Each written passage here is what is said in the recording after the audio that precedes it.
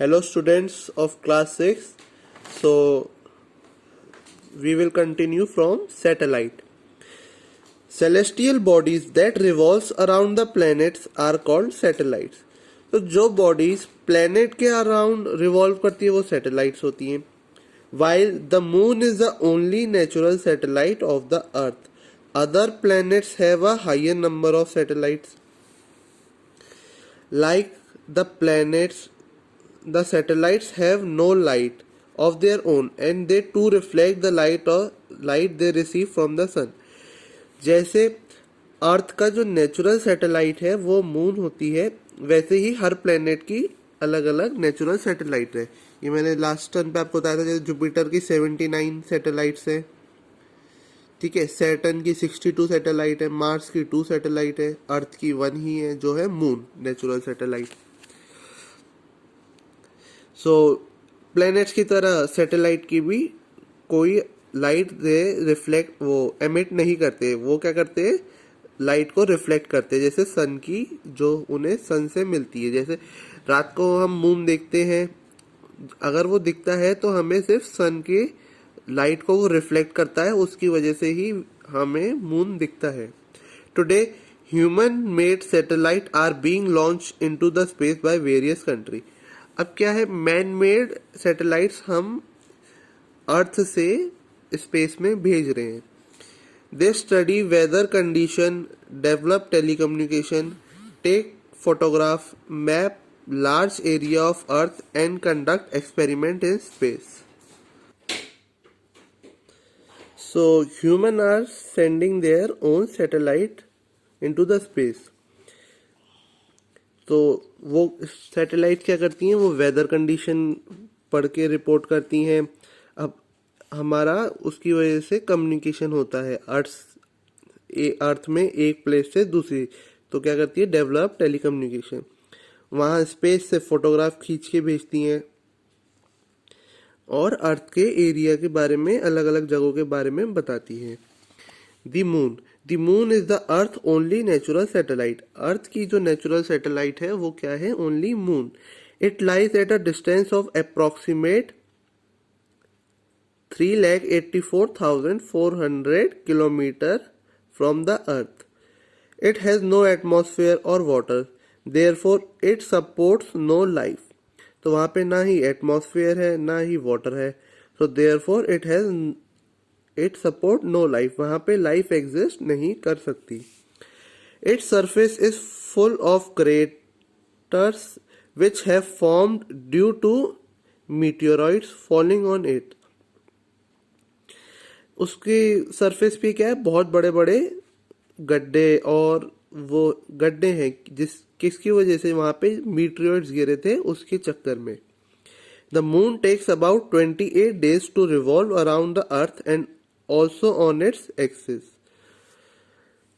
तो मून को कितने दिन लगते हैं, 28 days लगते हैं अर्थ का एक चक्कर काटने में. The diameter of the moon is 1/4 of the earth diameter. Earth का जो डायमीटर है उसका 1/4 है मून का diameter. And its gravity is 1/6 of that earth. Earth की ग्रेविटी से मून की ग्रेविटी क्या है, 1/6. Phases of the moon has different phases. See the image on the next page. It appears to change its shape during the month. When the shape appears to be growing, it is called the waxing period. And when the shape appear to be reducing, it is called waning period. We see different shapes of the moon due to the sun lighting up its different parts in the journey around the earth. अब क्या है, moon के, ये अर्थ है और moon उसके चारों ओर घूमता है.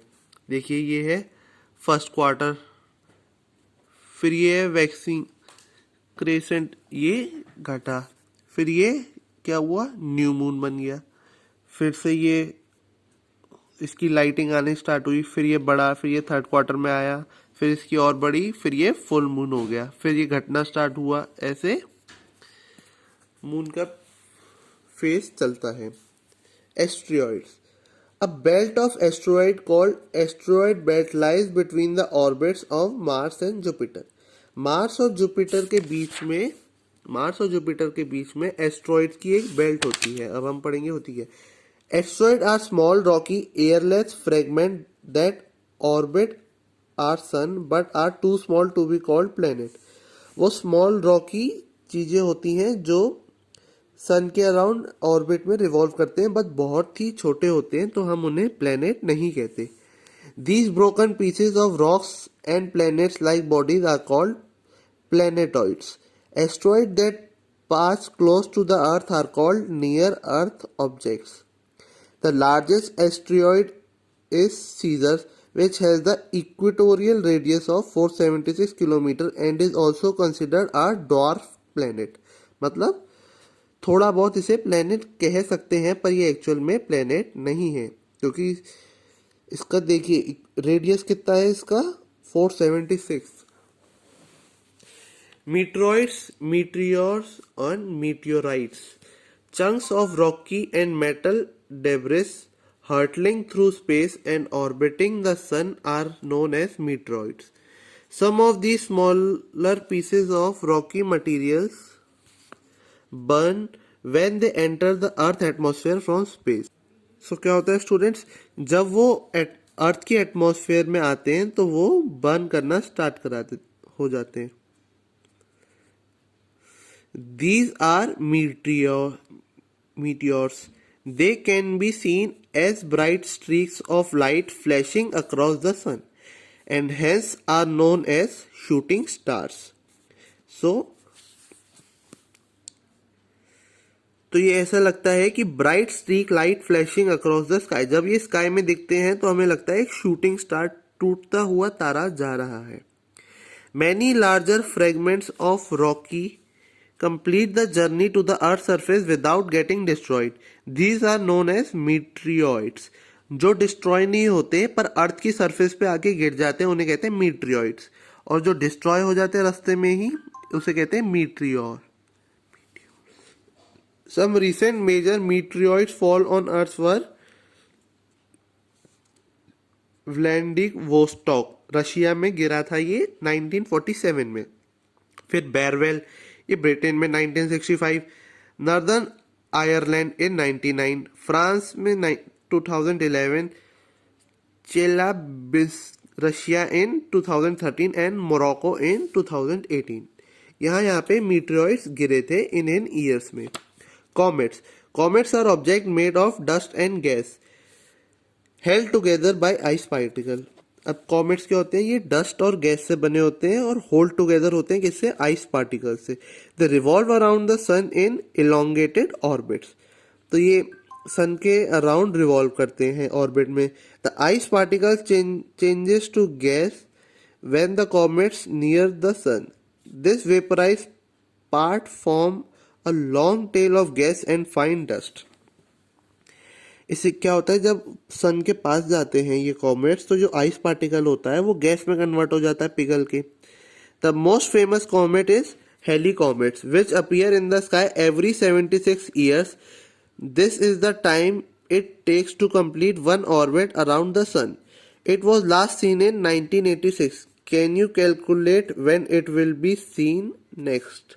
तो 1986 में लास्ट दिखा था। अब आप कैलकुलेट करके बता सकते हो कि ये नेक्स्ट कब दिखेगा।